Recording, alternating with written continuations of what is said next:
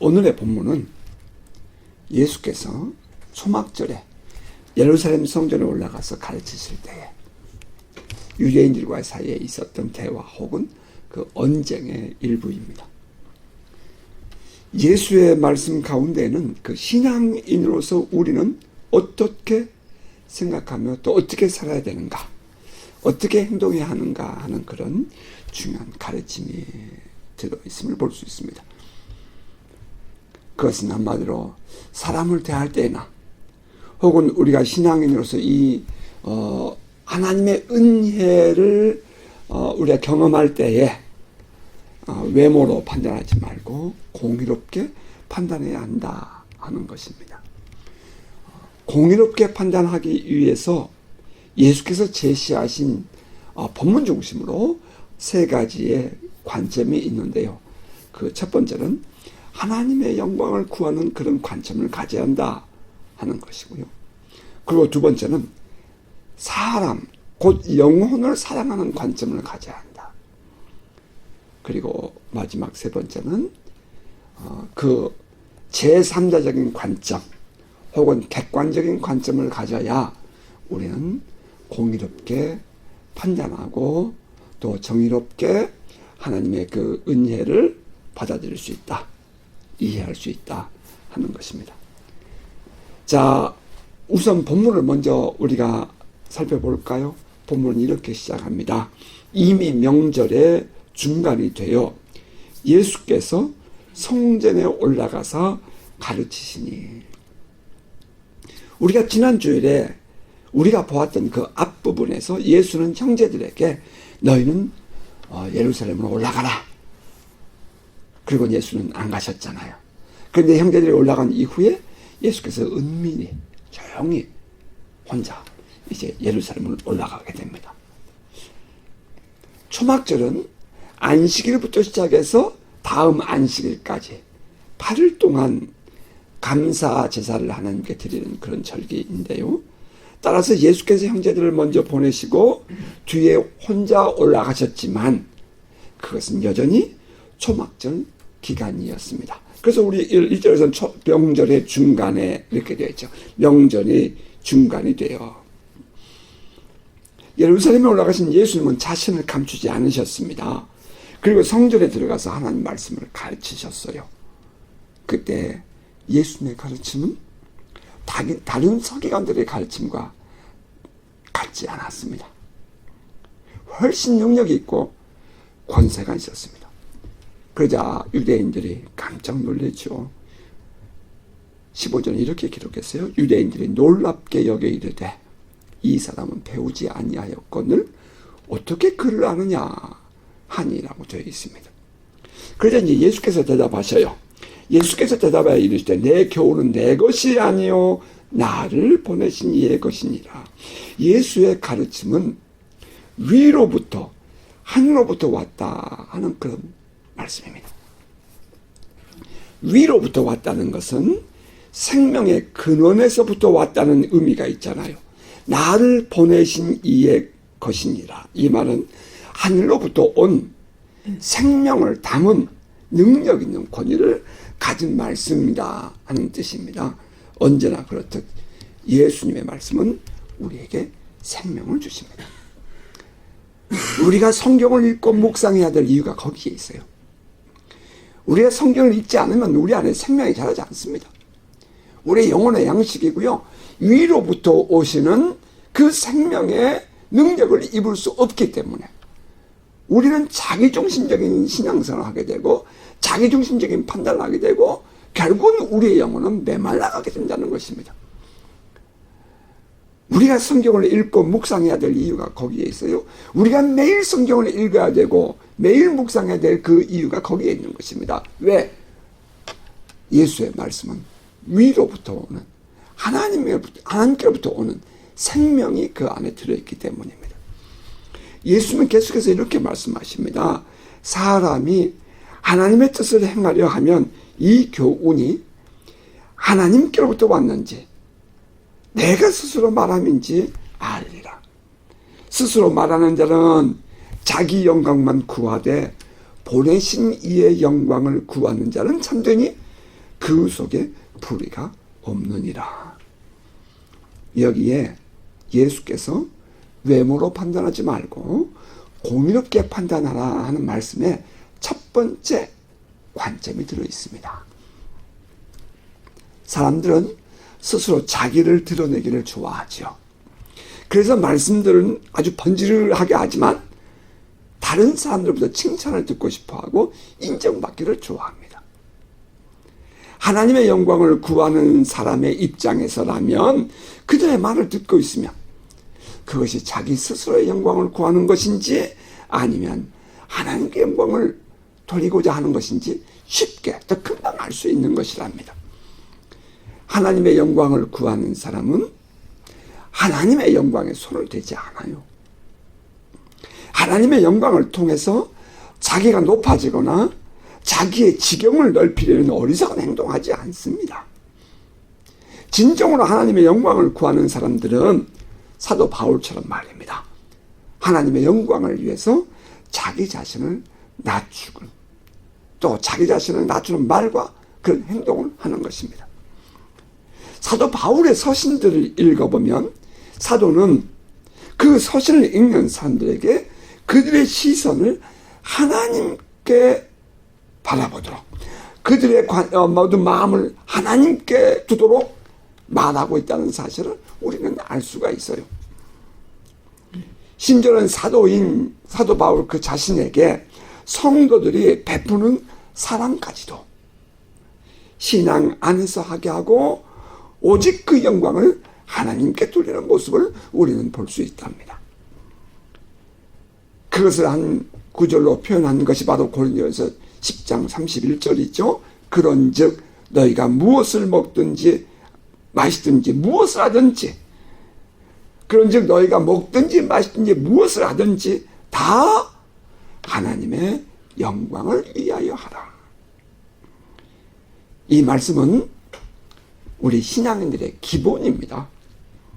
무엇을 하든지 먹든지 마시든지 무엇을 하든지 다 하나님의 영광을 위하여 하라. 여러분이 비즈니스를 하는 것도 하나님의 영광을 위해서, 여러분이 아이들을 가르치는 것도 하나님의 영광을 위해서, 여러분이 가정을 지켜가는 것도 하나님의 영광을 위해서, 말할 것도 없이 우리가 주일날 예배를 드리는 것도 하나님의 영광을 위해서, 우리가 병든 자리에서 기도해주고 치유해주는 것도 하나님의 영광을 위해서, 우리의 모든 삶 자체가 궁극적으로 하나님께 영광을 돌리기 위해서.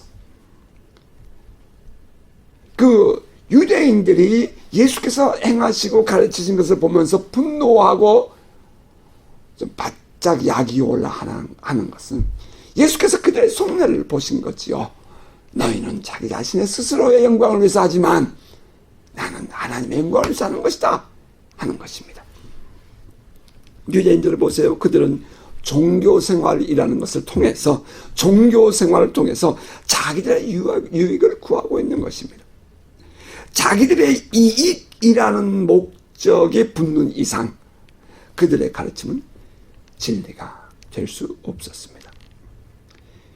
예수의 가르침을 듣고 보면서 그들은 고작 생각하는 것이 이 사람은 배우지 아니하였거늘 이라고 말하고 있다는 거죠. 이 표현 속에는 그들은 배움이 없는 사람을 무시했다는 뜻이 감춰져 있답니다. 뿐만 아니라 자기들이 예수보다 더 높다는 교만한 마음도 들어있었죠. 그들은 우월감, 남을 은근히 내려다보는 교만한 마음에 의해서 자기들만이라는 그 특수층의 엘리트 의식 혹은 계층 의식을 그들은 갖고 있었다는 것입니다. 일종의 종교 지도자들의 기득권이 이 사람은 배우지 아니하였거늘 이라는 그 표현 속에 숨어 있는 것입니다. 그때 예수께서 그들을 향해서 아주 단호하게 말씀하십니다. 내 교훈은 내 것이 아니다. 내가 지식을 배우거나 내가 어디서 들어서 하는 것도 아니다. 나를 보내신 이의 것이니라. 너희들은 나를 보지만 나는 나를 드러내기 위하여 말하는 것이 아니고 나를 보내신 하나님의 말을 하는 것이다. 이런 표현입니다. 요한복음에 반복되는 두 개의 구조가 있죠. 하나는 이 세속적이고 세상적인 이 땅에서의 것에 관심을 갖는 그런 시각과요. 또 하나는 영적이고 하늘에 속한 그런 관점이 들어 있습니다. 그런데 이 예수께서 하신 말씀에도 이러한 두 가지의 사고 구조가 보인다는 거예요. 내 교훈은 내 것이 아니다. 이 땅에서의 것이 아니다. 이것은 나를 보내신 이의 것이다. 하나님께로부터 온 것이다. 그러니 세상적이고 세속적인 일에만 관심을 가진 너희들이 어떻게 내가 하는 말을 인정하고 받아들일 수 있겠느냐 하고 예수께서 꾸중하신 것입니다. 만일 너희들이 하나님의 영광을 구하는 그런 시각과 관점에서 나의 가르침을 들었다면 내가 하는 말을 알아들었을 거야 라고 예수님은 말씀하십니다. 자, 여기서 신앙인들이 가져야 할 첫 번째 교훈, 공의롭게 판단하기 위해서 오늘 이 사회 속에 이루어지고 있는 혹은 교회 안에서 이루어지고 있는 이 우리의 기독교 안에서 이루어지고 있는 이 모든 일들을 우리가 바라볼 수 있는 첫 번째 관념, 과연 그것은 하나님의 영광을 위해서 한 것이냐, 혹은 우리는 하나님의 영광을 위해서라는 그런 관점으로 우리가 보아야 한다 하는 것입니다. 자, 이어지는 예수의 말씀은 이렇습니다. 19절입니다. 모세가 너에게 율법을 주지 아니하였느냐? 그런데 너희가 그런 데는 가로하고요. 너희 중에 율법을 지키는 자가 없도다. 너희가 어찌하여 나를 죽이려 하느냐? 너희가 율법을 지키는 자가 없다라고 지금 얘기하고 있는 그 너희가 누구예요? 유대인들입니다. 자, 건너뛰어서 22절이에요. 모세가 너에게 할 일을 행했으니 과로 그러나 할례는 모세에게서 난 것이 아니요 조상들에게서 난 것이라.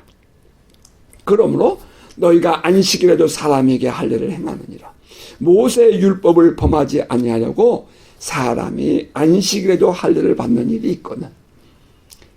내가 안식일에 사람의 전신을 건전하게 한 것은 너희가 내게 노여하느냐. 자, 이 말씀은 이렇습니다. 할례는 하나님께서 아브라함에게 명하신 언약 행위이죠. 모세보다 훨씬 이전입니다. 모든 남자는 태어난 지 8일 만에 양피를 자르게 해서 그들이 하나님의 백성이라는 표식을 갖게 하셨습니다. 그 할례는 하나님의 백성이라는 자존감, 정체감, 그리고 내가 하나님께 속해 있다는 신앙의 고백이 그 안에 들어있는 거지요. 이스라엘 남자라면 모두가 그렇게 했습니다. 모세도 이스라엘 백성들에게 이 할례를 하게 했습니다. 사실 할례는 모세의 율법이 아니라 아브라함에게 하나님이 말씀하신 것이었습니다. 자, 그것이 바로 22절 그 괄호 안에 들어있는 내용이에요. 모세의 율법에 따르면 안식일은 반드시 지켜야 하는 하나님의 거룩한 날이잖아요. 안식일은 모세의 율법에 10계명이 나오는 아주 반드시 지켜야 될 거룩한 명령이죠. 그런데 나온 지 8일이 되었을 때가 안식일인 경우가 발생하는 것입니다. 아이가 태어났어요. 그런데 할례를 받아야 돼. 그날이 안식이래요. 이런 경우가 이제 충돌된다 이 말이에요. 그러면 어떻게 하냐 이거죠. 그때에 이스라엘 사람들은 모세가 행했던 것처럼 안식일에도 할례를 행했다 하는 것입니다. 그게 이제 22절 다시 보세요.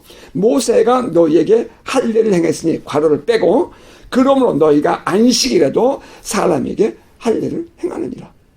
할례는 뭐요?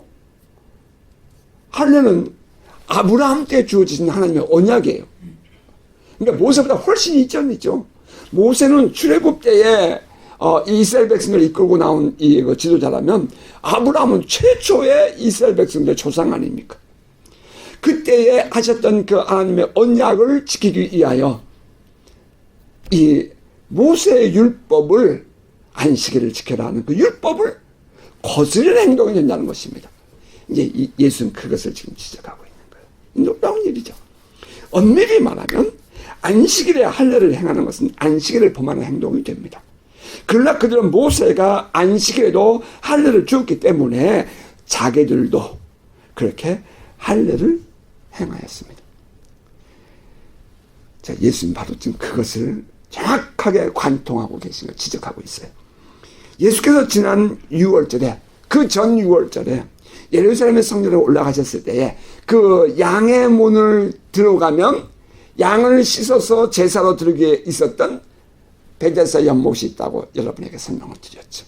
그 베데스다 연못에서 38년 된 병자를 고쳐주셨습니다. 그랬더니 그가 자리를 들고 성전에 올라가서 뛰며 찬미해요. 하나님께 감사하며 기뻐해요. 그랬더니 유대인들이 누구냐 그 너를 이렇게 고쳐준 사람이, 이 안식일에 병을 고치고 자리를 들고 걷게 한 사람이 누구냐, 이 안식일을 범한 자가 누구냐 모르겠는데요. 그런데 잠시 후에 그가 예수를 만나게 됩니다. 예수께서 다시는 너에게 병이 걸리지 않도록 조심해라 그렇게 했더니 그가 자기를 병을 고쳐준 자가 예수인 것을 알고 유대인들에게 예수가 고쳐줬다고 말하죠. 그랬더니 예수께 유대인들이 분노합니다. 네가 무슨 권세로 안식일을 범하느냐. 그랬더니 예수께서 말씀하시기를 하나님이 일하시니 나도 일한다. 내 아버지께서 하시니 나도 한다. 그랬더니 이 유대인들이 안식일을 범한 것과 예수가 하나님을 자기의 친히 아버지라고 말했다는 것 때문에 분노하고 예수를 죽이고 싶어 하죠. 이제 그 사건의 연장이라는 말입니다. 그날이 안식일이었어요. 그래서 유대인들은 엄밀히 말하면 그 유대교의 종교 지도자들이죠. 안식일에 예수께서 병자를 고치셨다고 분노하고 죽이고자 했다는 것입니다. 자, 그 이후에 유대인들은 예수를 죽이기 위해서 기회만 노리고 있었잖아요. 예수님은 그 사람들을 피해서 이제 저 유대 지방을 다니지 않냐고 갈릴리 지방으로 내려와서 거기 머물면서 이제 병든 자들을 고쳐주고 귀신에 눌린 자를 자유케 하며 또 나아가서 하나님의 나라를 그들에게 가르쳐줘 선포해 주었죠. 바로 지금 이전에 우리가 바로 이 앞에 있었던 본문의 내용들입니다. 안식일을 범했기 때문에 예수는 모세의 율법을 범한 자다. 그러므로 율법에 의하여 그는 죽여야 마땅하다라고 유대인들이 말했다는 거죠. 그런데 예수는 그들에게 이렇게 지적하는 거예요. 너희들도 안식일을 지키지 않잖아. 너희는 할례를 행한다 하면서 안식일을 범하고 있지 않느냐. 너희들이 행하는 할례는 조상들에게서 난 것이며 모세의 율법과 충돌되지 않느냐. 만일 할례 받아야 할 날이 안식일이면 너희들은 할례를 주지 않겠느냐. 그것은 안식일을 범하는 것이 아니고 뭐라는 말이냐. 예수가 이렇게 지적을 하는 거예요. 이것이 예수님의 그 놀라운 통찰력이죠. 그래서 예수는 그들에게 이렇게 말했어요. 너희 중에 율법을 지키는 자가 없도다. 이거 놀라운 일이죠. 그러면서도 나에게는 안식을 범했다고 너희들이 나를 죽이려 해. 이렇게 지금 예수께서 반박을 한 것입니다. 아주 놀라운 지적입니다. 자, 그러면서 예수님이 이렇게 말씀하셔요. 모세의 율법을 범하지 아니하려고 모세의 율법을 범하지 아니하려고 사람이 안식일에도 할례를 받는 일이 있거든. 내가 안식일에 사람의 전신을 건전하게 하는 것으로 너희가 내게 노여워하느냐. 외모로 판단하지 말고 공의롭게 판단하라. 이렇게 말씀하시죠. 여기에 예수의 두 번째 가르침이 들어있습니다.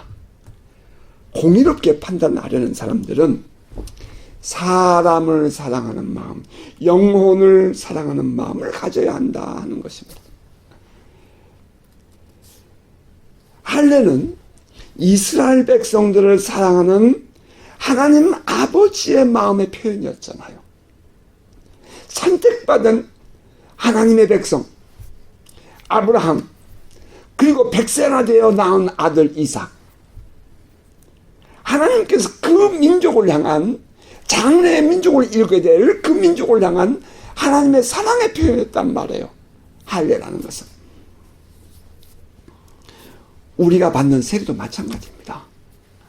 우리를 사랑하신 하나님께서 독생자 예수를 이 땅에 보내시고 십자가에 죽게 하심으로 우리의 죄를 용서해 주신 하나님 아버지의 그 사랑의 행위, 그 사랑 사건을 믿고 받아들인다는 표시로 우리가 세례를 받는 것입니다.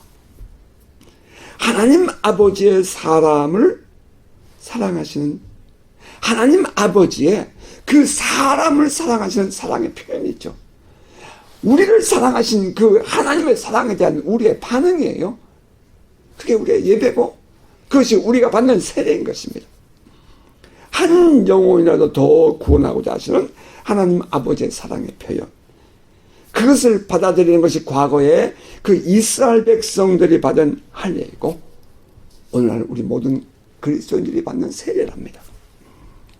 이것은 사람을 사랑하신, 영혼을 사랑하신 그 하나님의 마음의 표현이었습니다.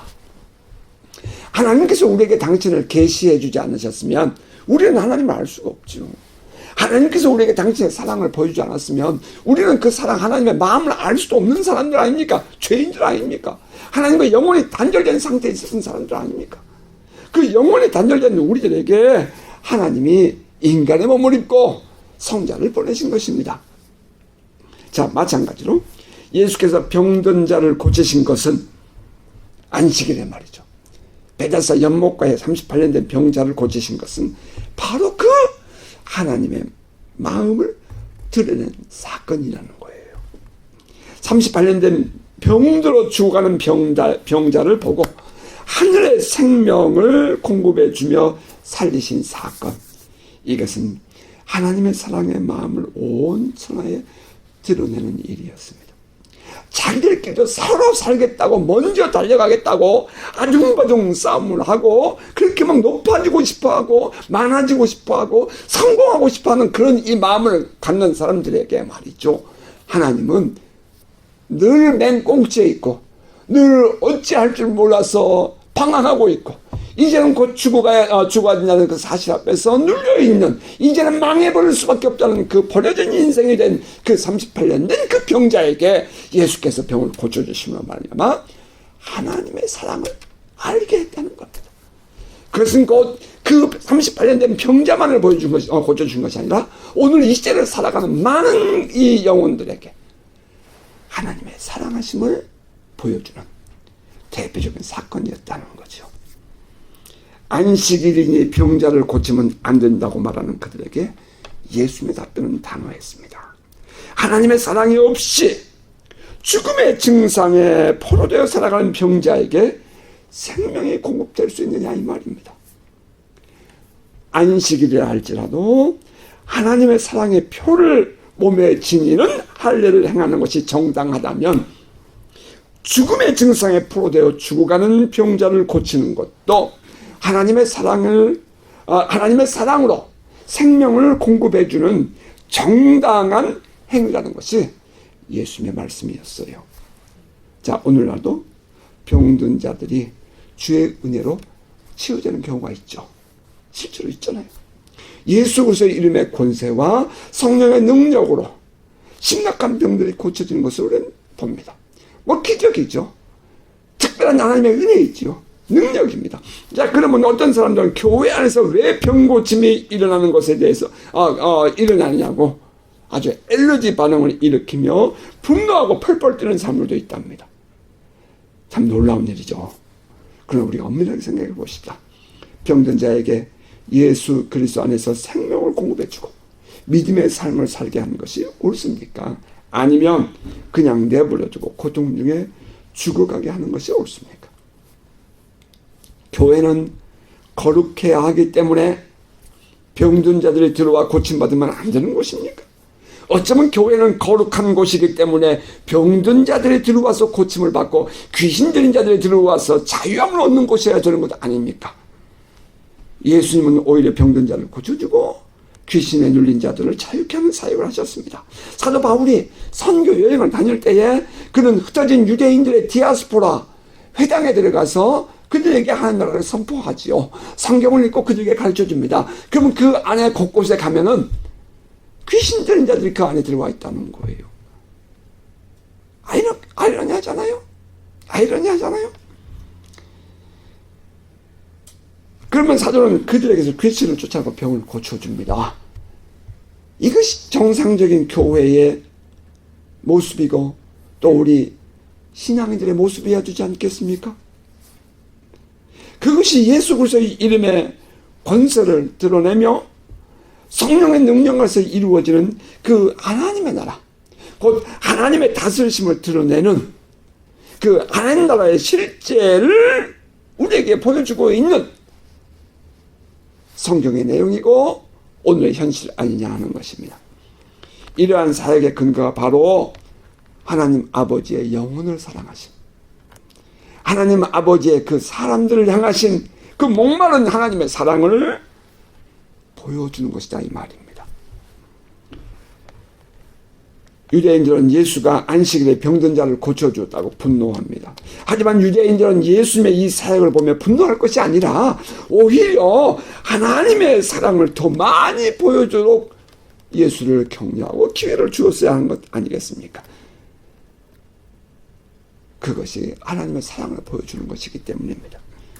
예수는 그들에게 이렇게 말해요. 외모로 판단하지 말고 공의롭게 판단하라. 공의롭게 판단하기 위해서 우리가 가져야 할 두 번째 관점, 영혼을 사랑하는 마음, 또 사람을 사랑하는 마음이어야 한다는 것입니다. 이것이 예수께서 신앙인들에게 교훈하신 두 번째 관점이랍니다. 자, 그리고 또 하나의 관점은 제3자적인 관점을 가져야 한다 하는 말입니다. 병든 자의 입장에서라면 생명을 얻고 자유를 얻는 것이 얼마나 감사하고 감격적인 일입니까? 이 병들었던 자가 자리를 들고 성전에 들어가서 하나님을 찬미합니다. 그러면 모든 사람들이 막 흥분하고 이 놀라운 하나님의 사랑 앞에 감사하고 감격해야 되는 것 아니에요? 그 사람처럼 본인처럼 말입니다. 그런데 유대인들은 어땠어요? 그들은 그 사람을 향하여 정죄하고 비난하는 것입니다. 안식일에 그랬다고. 그들을 바라보는 유대인들의 관점은 율법과 정죄, 심판의 관점이었습니다. 그러나 예수께서 보여주신 관점은 용서와 사랑의 관점이었다는 것입니다. 율법적인 관계에서 중시되는 것은 정죄와 심판이라면 이 복음적인 관계에서 강조되는 것은 용서와 사랑 아니겠습니까? 유대인들은 병자를 바라보며 죄를 지어 하나님으로부터 벌받은 것 아니냐는 심판과 정죄적인 관점을 가졌을 것입니다. 그러나 예수는 그들의 죄를 묻지 않고 용서와 사랑을 베풀어 주셨습니다. 예수께서 한 번은 이 한 집에 들어가서 복음을 전하고 병자를 고치고 있는데 4명의 친구들이 들것에다가 중풍비를 싣고 찾아왔죠. 많은 사람으로 인하여 안에 들어갈 수 없었을 때에 그들은 지붕에 올라가서 지붕을 뜯고 그 중풍병자를 안으로 들여보내게 됩니다. 그런데 그때에 예수께서 그를 바라보고 이렇게 말씀하시는 거예요. 마가복음 2장 5절입니다. 예수께서 그들의 믿음을 보시고 중풍병자에게 이르시되 작은 자야 내 죄 사함을 받았느니라. 병자를 만났어요. 많은 유대인들은 그가 무슨 죄를 졌기 때문에 감춰진 뭔가가 있기 때문에 하나님께 벌받은 것 아니냐고 말하고 싶은 거지요. 그런데 그때 예수는 그를 바라보자마자 내 죄 사함 받았느니라. 용서와 사랑을 선포하는 것입니다. 어쩌면 이 환자 본인도 자기가 그동안 하나님 앞에서 죄를 짓기 때문에 내가 이렇게 병에 걸렸지라고 생각했을지도 몰라요. 그런 그를 바라보시면서 주님은 곧바로 내 죄 사함을 받았느니라 이렇게 지금 선언을 하신 것입니다. 이것이 복음적인 시각입니다. 그 병자에게 병을 치유하기 전에 먼저 참된 자유를 주신 것입니다. 예수를 믿는 신앙인 우리에게는 이런 눈이 필요합니다. 진정으로 그들에게 필요한 구원이 무엇인가 하는 것입니다. 단순히 병에서 고침받는 것만이 아니라 그들이 참으로 자유롭게 되어서 누리는 그 기쁨과 감격이 보여야 하는 것입니다. 자, 이때 비로소 올바른 판단, 공의로운 판단을 할 수 있기 때문입니다. 건강한 자기들만이 중심이 되어서 남을 비판하고 판단하면 병든 자의 마음을 이해할 수 없습니다. 그래서 히브리서 기자는 이렇게 표현했잖아요. 우리에게 있는 대제사장은 우리의 연약함을 동정하지 못하실 리가 아니요 모든 일에 우리와 똑같이 시험을 받으시니 이로되 죄는 없으시니라.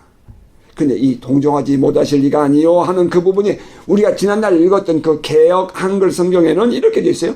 체휼하지 아니하신 자가 아니요. 예수님은 우리와 같은 똑같은 인간의 몸을 입고 이 땅에 오셔서 우리가 아플 때 그들도 아픈 예수는 우리의 모든 것을 다 경험했고 우리가 힘들어하고 어려운 모든 것들을 직접 우리와 함께 인간의 몸을 입고 살았던 그분이라는 말입니다. 그래서 체휼이라고 얘기하죠. 누군가를 위해서 손을 얹고 기도하면서 내가 아픔을 느끼는 사람들이 있잖아요. 체휼의 은혜. 누군가를 위해서 내가 함께 기도하면서 내가 힘들고 내가 아파요. 체휼의 은사. 그 예수 그리스도는 성육신하여 바로 이 체휼의 은혜를 우리에게 베풀어 주신 분 아닙니까? 예수 그리스도는 우리와 똑같은 인간의 몸을 입고 오셔서 죄인들과 똑같은 삶을 살았다 하는 내용입니다.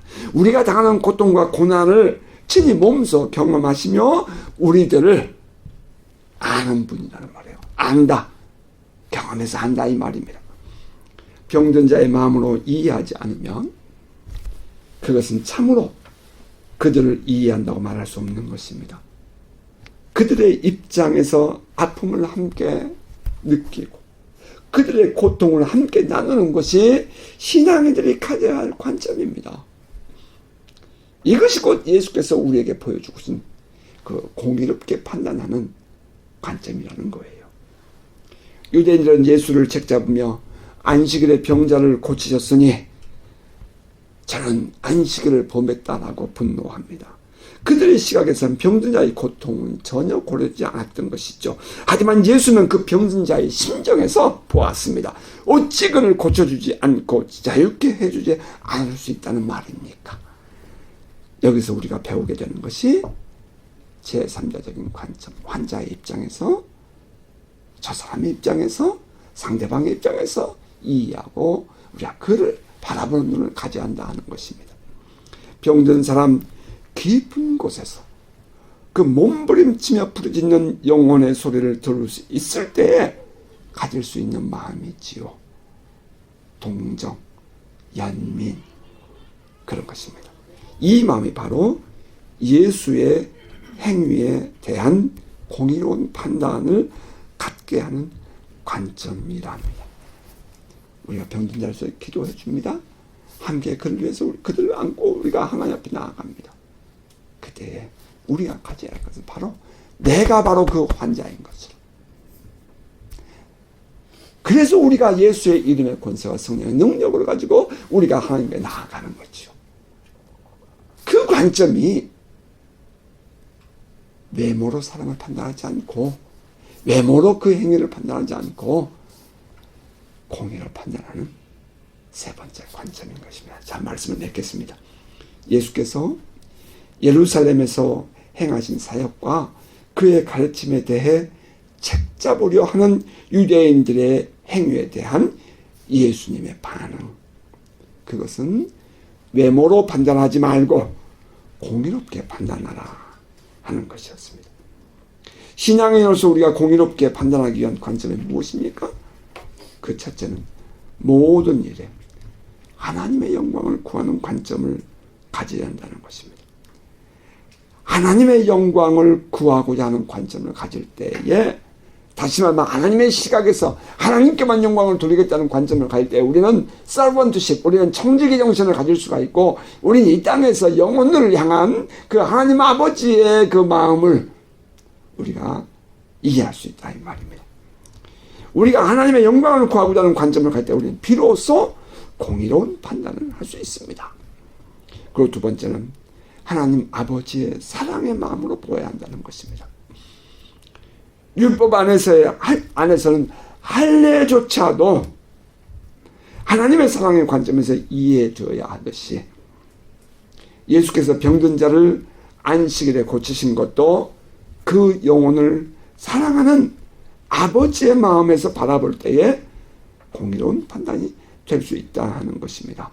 영혼을 사랑하는 마음, 그 사람들을 사랑하는 그 마음이 구원의 역사를 이루어냅니다. 자, 그리고 이제 마지막 세 번째는 제3자의 관점에서 객관적으로 이해할 때에 공의로운 판단을 할 수 있다는 것입니다. 자기의 주관적인 판단이 아니라 그 환자의 입장에서 판단할 때에 우리는 공의로운 판단을 할 수 있다는 거죠. 병든 사람의 입장에서 치유를 갈구하고 치유를 구하는 그 목마름을 이해한다면 예수의 행위는 율법을 뛰어넘은 진정한 용서와 사랑을 실천한 새 계명의 실현이었음을 우리는 알 수 있습니다. 구약의 계명, 그 율법을 뛰어넘는 신약의 새 계명이 무엇이죠? 사랑 아닙니까? 진정한 그 새 계명의 실천은 자기 중심이 아니라 타인 중심, 상대방 중심 혹은 제3자 중심이 될 때에 가능한 것입니다. 예수께서 안식일에 병든 자를 고치신 것을 구약의 율법 계명을 어긴 것이 아니라 어겼다라고 말할 것이 아니라 지금까지 왜 교회는 그렇게 안 했는데 왜 너는 그렇게 안 하냐고 그렇게 말할 것이 아니라 신약의 율법인 새 계명, 사랑하라, 서로 사랑하라, 원수까지 사랑하라, 내 모든 것을 다 내주어라, 그런 그 사랑을 실천하신 것이라는 것이죠. 자, 그런 관점에서 우리 좀 더 성숙하고 진지한 사랑의 실천자로서의 삶을 살아가십시오. 자, 바라기는 이번 한 주간도 좀 더 넉넉한 마음으로 사랑을 실천하고 믿음의 삶을 살아가는 복된 성도 되시기를 주의 이름으로 축복합니다. 아멘.